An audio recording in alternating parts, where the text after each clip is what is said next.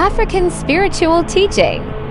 When Many you are of you, chosen, you'll notice that the second you get in some type of relationship, something will happen to spoil that particular relationship.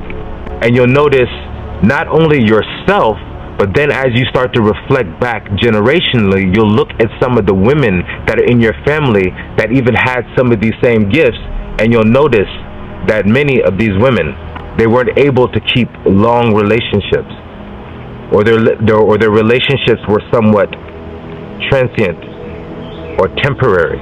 And many of you, you desire love and connection, but for some reason, I'm sure many of you have noticed that when you get this, that your partners or the men that you're with actually begin to take from you and drain, and they progress and somehow get better, but you somehow become drained, and it's as if something has taken from you. Many of these things, by many I've heard, they consider this a curse, and it may seem as if it is, because you exhibit monumentous spiritual abilities and gifts. However, when it comes to connection, love, and relationship, there's something that's missing.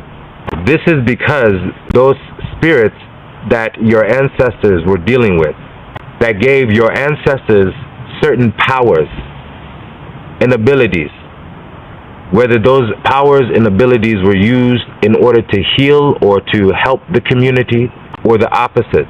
Those powers of those spiritual beings still exist within the family and within you.